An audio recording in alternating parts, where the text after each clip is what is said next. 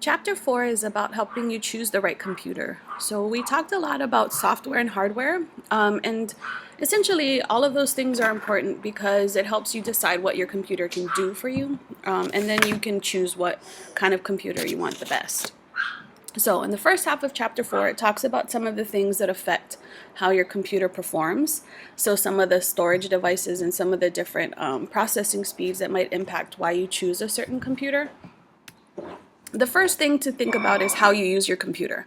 If you're using it for just school or using it on the internet, then you really don't need anything that's too powerful because pretty much any computer that you buy is going to do what you need it to do. If you use your computer a lot for business or for more graphics, video, multimedia, doing a lot of database management or designing software, then you might need to get something that's a little bit more powerful and then also have software that's more specific to what you're going to use. So you can also probably use a lot of the different technology that you carry around with you, like your cell phone or if you have a tablet. Sometimes those devices are going to give you enough of what you need without even needing to have a computer or a laptop. Some things to think about is what kinds of devices you need to plug into your computer. So if you have to do a lot of printing, you need to think about whether or not your printer can connect to your computer. Most computers, even tablets and phones now, can be connected via Bluetooth. So that's becoming less of an issue. But you have to think about whether or not you're able to connect your computer to your printer. Other things to think about is whether you're going to need video or other kinds of tools like being able to take pictures or upload pictures and edit pictures, because some of those things might be important for you. So if you need to be able to plug in your camera or other devices, you need to make sure you have USB ports. You also might want to consider how you're going to connect to a network because the internet is so important. If you buy a desktop, it might be a little bit different. Desktops don't usually come prepared for wireless, so you might have to buy some kind of device to connect wirelessly if that's what you're thinking about. Once you've thought about what you need the computer for, then you can start to review some of the requirements and decide whether or not the computer that you're looking at is going to meet your needs. So some things to think about, some people don't use the computer for a lot of business or school related things. A game console can actually do a lot of the same things as a tablet might be able to do, but it just needs to be hooked up to like your TV, and your TV then becomes your monitor. Xbox, for example, is made by Microsoft, so it has a lot of the same components inside the box that a computer would have. It just has a different operating system and it works a little differently. But a lot of game consoles now let you connect to the internet, you can save things on a game console, and you can actually store pictures and video. So they're really versatile. Other kinds of devices, maybe you don't need a computer because you're, again, not using it for a lot of business or work-related things. Tablets and cell phones can do a lot of the same things that computers can. You can get online, you can take and store pictures. You can also use your phone as a storage device if you wanted to. Things to think about beyond those, what kind of device you might want is what kind of operating system you're going to need. And that might, again, be dependent on what you're going to use your computer for. The processor, if you're going to be using the computer for a lot of heavy processing like a database or video and picture editing, then you might need a more powerful processor. The memory is going to affect how fast your computer runs. So again, if you're doing a lot of multitasking, you might need more memory. And then the storage capacity. If you're going to be using a lot of graphics, you want to make sure you have enough hard drive space to store everything. The CPU, basically, if you're going to be doing a lot of multitasking, a lot of you need it to move really quickly, then your CPU is a good priority for you. So the quad-core processors are, if your CPU is a high priority, that's what you're looking for. Most computers now, that's standard, and I think even in the newer Macs, they might have 5-core processors. If speed and power are not a priority, then you can go with a dual-core processor, or in some cases a single-core processor, which you might find in more of the tablet or mobile devices. The processing speed is measured in gigahertz, so the higher that number is, the faster your processor runs. If you are looking for speed and it's a priority for you, try to find the fastest one you can afford. Of course, as they get faster, they get more expensive. The two major manufacturers for processors are AMD and Intel. And so when you go and read the specs, like at a computer store on the front where the prices are, it'll tell you who the manufacturer is for the processor. Memory is going to also affect how fast your computer operates. If you're doing a lot of, again, video and editing, then you want to have more memory, because it's sort of like having a big kitchen with lots of counter space. The less counter space you have, the more time it takes you to do stuff.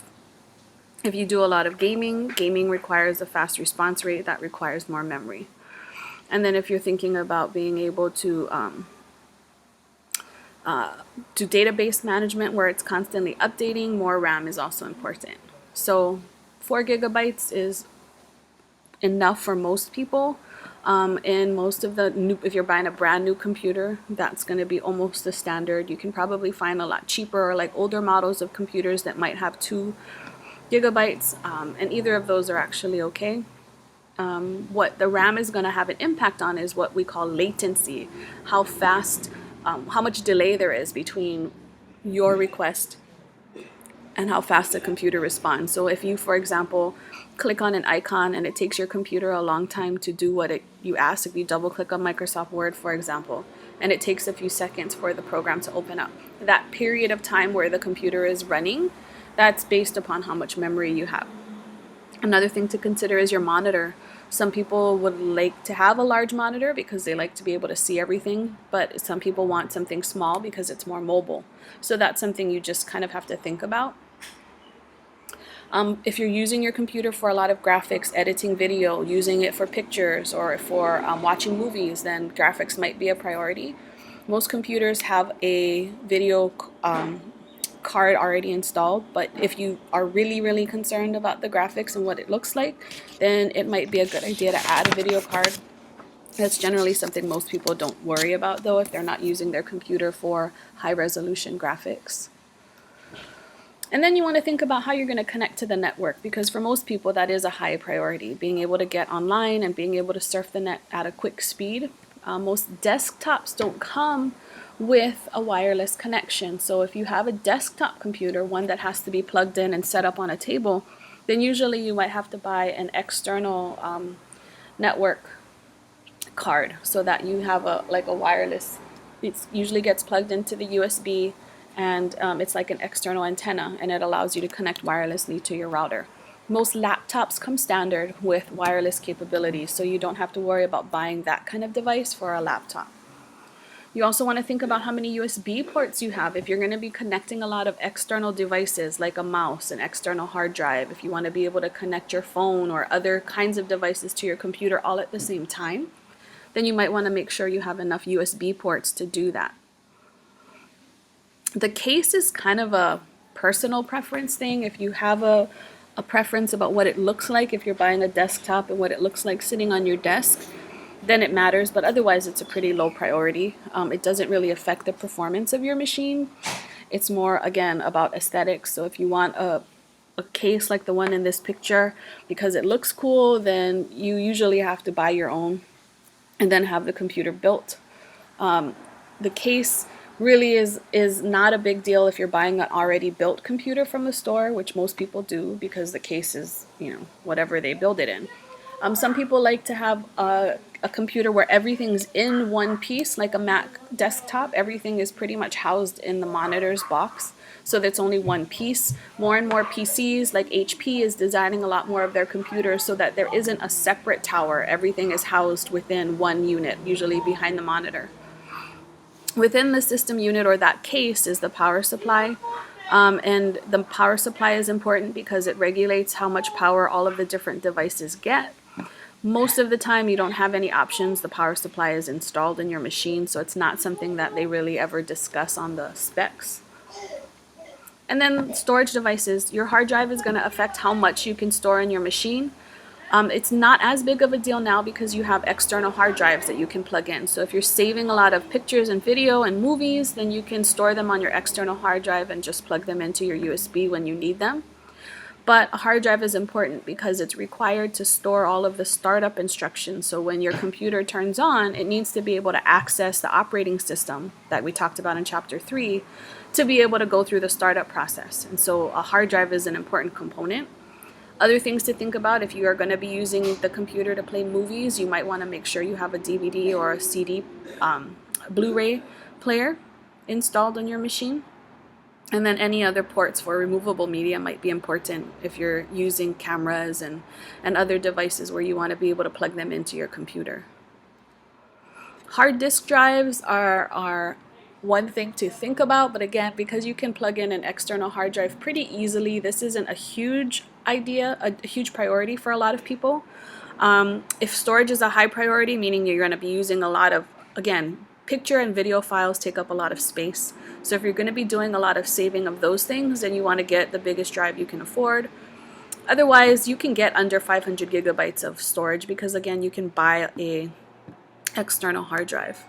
Another type of drive that's a little bit more stable is something called a solid state drive. A hard drive is usually, basically what it is it's a metal disc that spins, and it creates tracks very similar to the way a CD does. And because it spins, it has mechanical pieces that can fail, and it takes a little bit of power. A solid state drive is one that doesn't spin like that. It's more of it's a solid, basically, and it sends off electrical pulses. So you can, it's a little bit more expensive.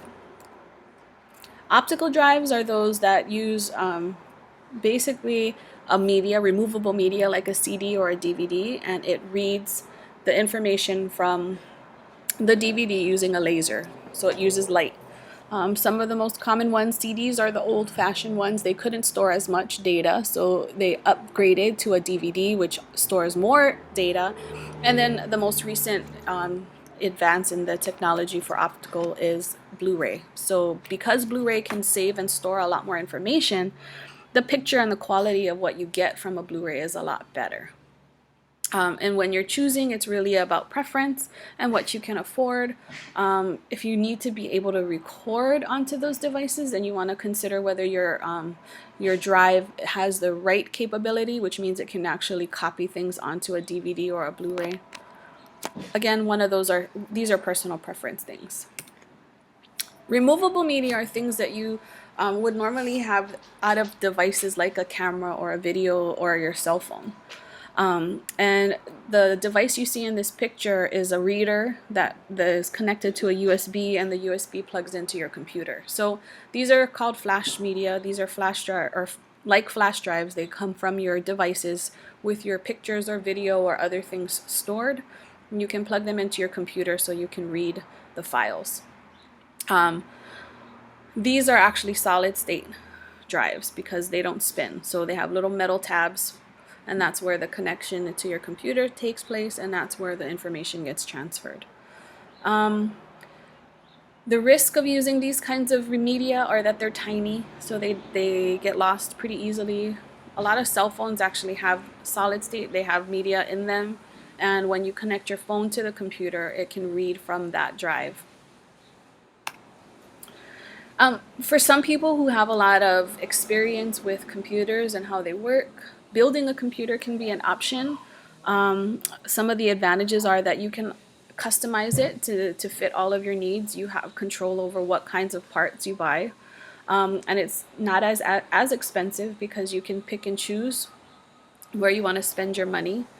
The hard part about building your own computer is that you have to make sure that all of the parts are compatible. So if you buy components from different manufacturers, they are not necessarily designed to work together, and you might have to do a lot of troubleshooting to get things to work properly. You have to make sure that the power supply is a sufficient one to support all of the different components. And then you kind of have to just make sure you know that you have all the pieces that your computer needs to run. The advantages of buying a ready-made computer are that you don't have to do anything. Most of the time you buy it, you take it out of the box, you plug it in, and it works. So there isn't a whole lot of thought that needs to go into buying a ready-made computer. In some cases, manufacturers or stores like retail stores, Best Buy, you can buy computers that they build, and they're called white box computers. They're not brand name, so they've decided that there are certain components that work well together, and they build computers without a specific brand name attached, and sometimes that's a little bit less expensive because You're not buying a name, so you're not buying a Dell or an HP. You're buying a computer that's made of a variety of computer parts. Advantage is that you get it working right away. You plug it in. You don't have to worry about testing whether or not the components work because they are put together by somebody with a lot of experience.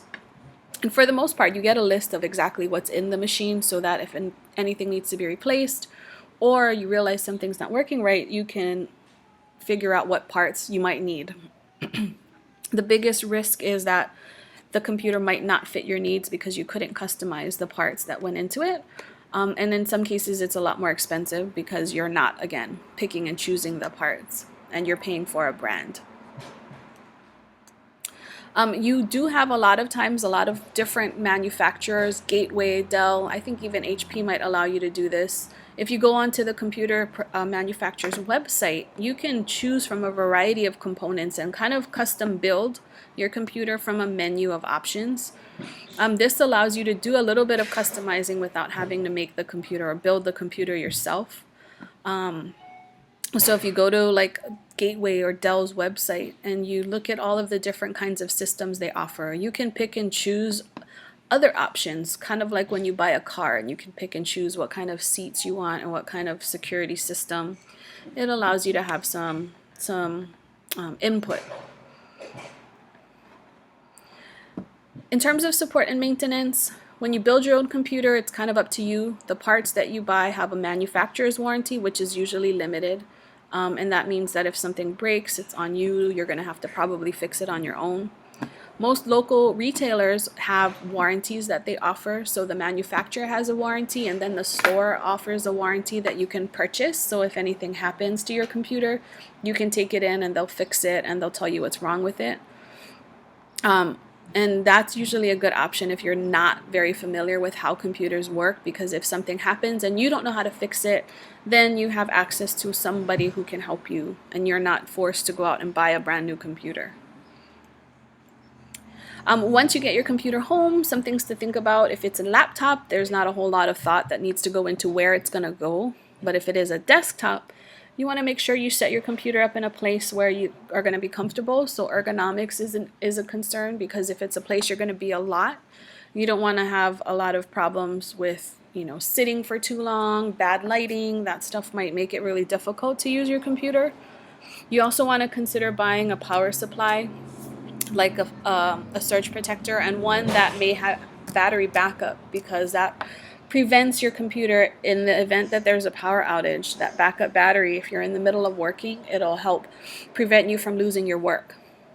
And then power surges can damage your computer. So you want to have something to prevent those power surges to affect your system. And then finally, you have to think about keeping the computer clean. The computer, the system unit, or that box is not completely solid. It has openings, it has a space for the fan to be able to blow out hot air. So dust and other things can get into the system, and because it's electrical, once that dust starts to build up, it can cause problems. So you do have to keep it clean.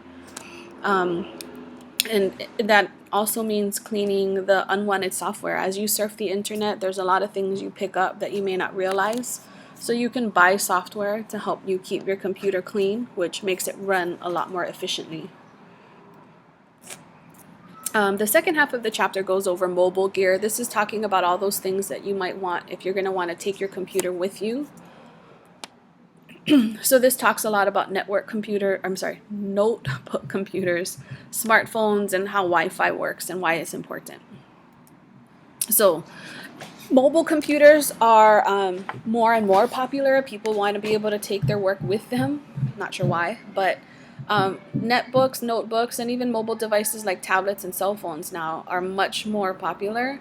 And because of the power and technology that's available in devices like that, this idea of convergence is taking place, where you can use your cell phone for pretty much everything you could use a computer for. It's not as convenient to type your reports out on your cell phone, but you can do it, and it doesn't take any more effort, aside from having to type with your thumbs on a small keyboard, than it would to type on a regular computer. Notebooks are essentially computers in a portable case. Everything that you can find in a desktop, you can find in a laptop. The one disadvantage is that the laptop battery might limit you if you have a battery that's not going to hold a charge very well. So although you can be completely wireless with the laptop, if you have a battery that's not so great, you might have to still bring a power cord to charge your computer as you're working.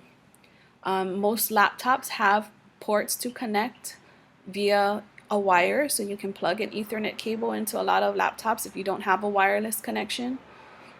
But most laptops come with a wireless card already in them, so that if they have Wi-Fi, you can connect without cables. A lot of newer laptops now also have HDMI ports. So if you're going to be using your computers to play video or watch movies, you can send the signals directly to a TV and use the TV as like a second monitor for your laptop. This is kind of what we do in the lab, except instead of having a laptop connected to the TV, it's a desktop. And so we use the TV as a monitor. I just was talking about batteries are a big deal with laptops because in order to be completely portable, you can't be plugged into a power cord. Some things to think about when you're buying a notebook: the battery capacity is measured in cells, and how many cells your battery has affects how long it will last. So if that's something that you're concerned about, I know my cell phone, for example, is horrible at holding a charge.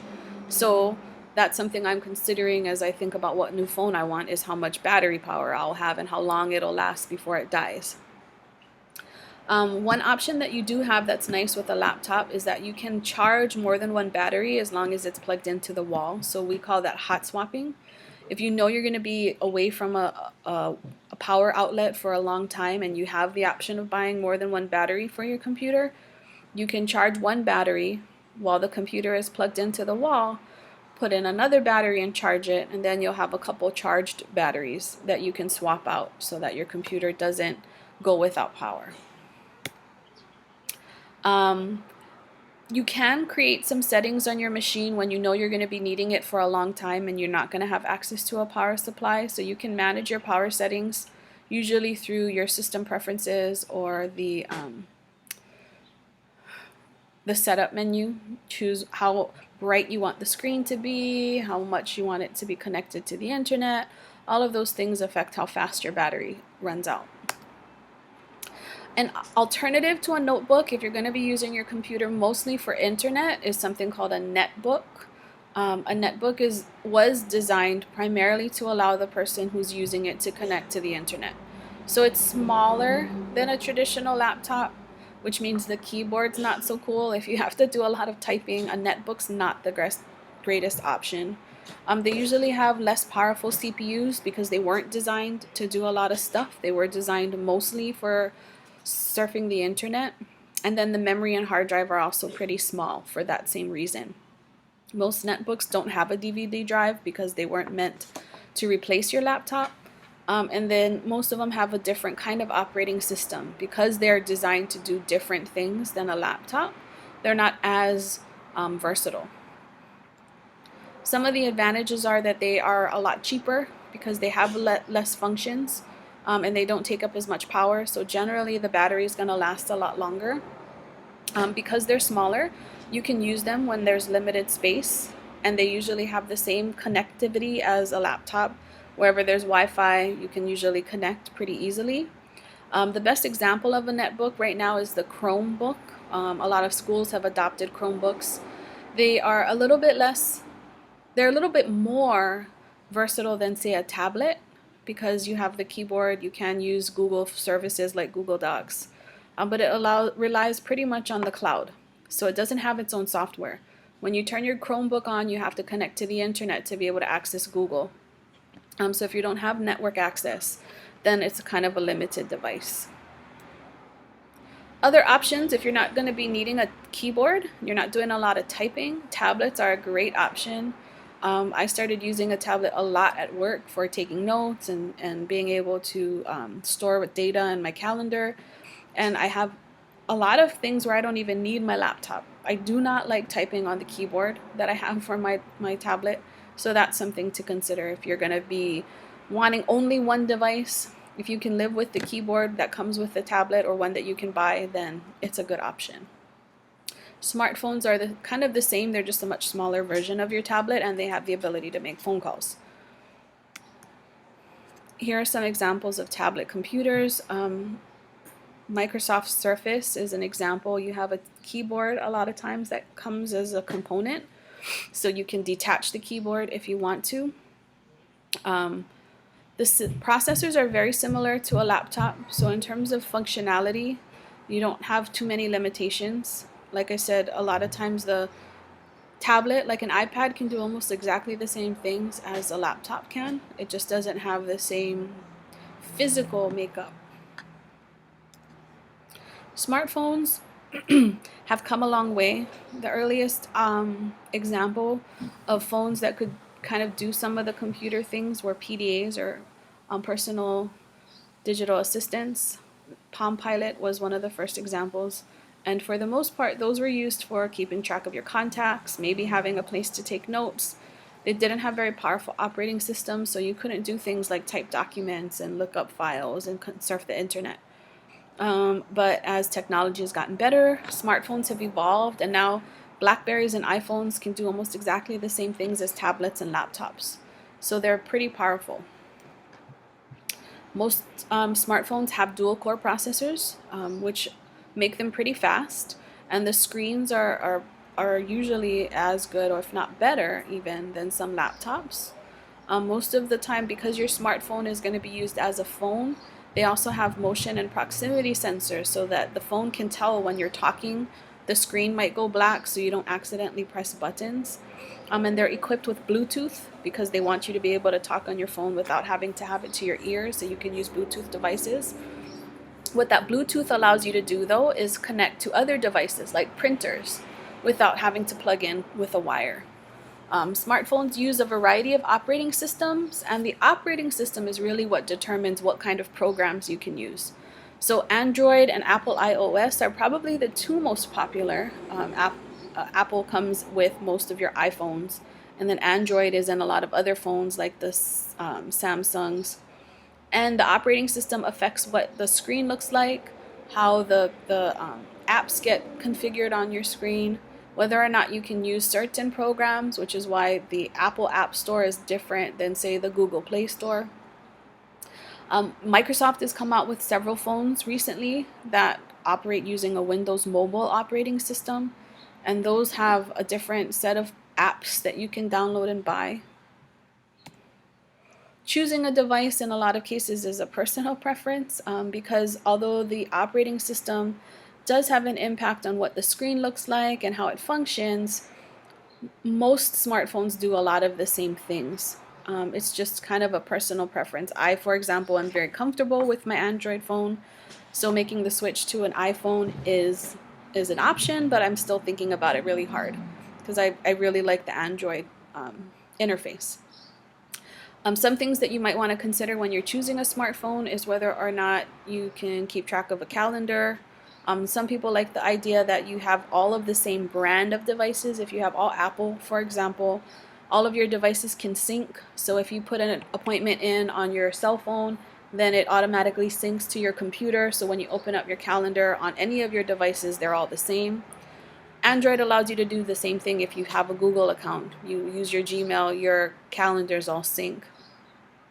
And a lot of your notebook computers now, if you have access to the internet, you can actually make phone calls over the internet. So in some cases, you might not need a cell phone if you have a tablet that you can connect to the Wi-Fi, because you can create an account and be able to make phone calls using Skype or Tango or Google Hangout.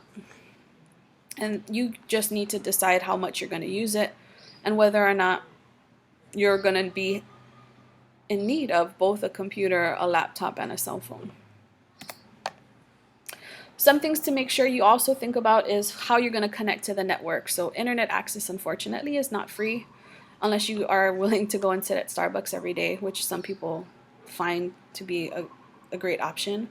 If you have a cell phone, a lot of cell phone providers often give you the capability of connecting other devices to your network using your cell phone account. but usually you don't get direct access, so you have to sign in through your cellular service provider. And that's a good option for a lot of mobile devices. If you are going to be using your internet at home, most of the time you have to sign up through an internet service provider. In Hawaii, we have like Roadrunner with Oceanic Cable. Hawaiian Tel has a service. There's a few others that you can choose from. And those are just dependent upon how much you want to pay, how fast you want your connection to be. Once you choose a provider, they will come and set up a modem, or they'll give you a modem to set up that connects to either your cable line or your phone line. Some terminology related to what things you need are here. Once you connect to an internet, to the network, your router gets an IP address, which is essentially like a phone number. It's a set of numbers that identify that particular router on the network. An SSID is going to identify your wireless router. So when you turn your computer on, for example, and you want to connect to the Wi-Fi, you see all the lists. Those are all SSIDs, and then you can choose the wireless that's yours.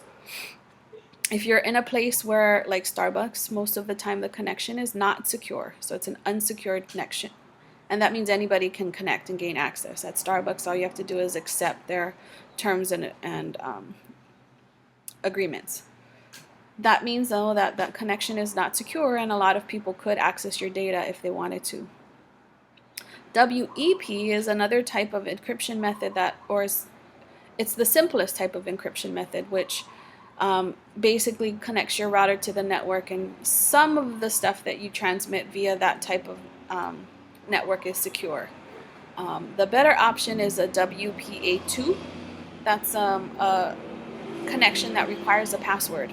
So when you, for example, have your home network, most people have opted to have security so that anybody who wants to use your network has to have your password. In order to increase storage on your home network, some people opt to have something like a server. In our lab, we have a computer somewhere not in our classroom. That's the server, and all of the information is actually housed on the server, and then we connect through the network. If you have lots of computers at home that are being shared amongst your family, then it might be something to think about. Then you can have one big powerful server computer, and the other computers that you use maybe are less expensive. And so that's one of the advantages. It also allows your data to be a little more secure because it's all stored on one machine rather than having several machines in your house that store information. It means you only need one copy of each file. The drawback is that you have to have the server, and you need to pay for the hardware and the extra software for that server.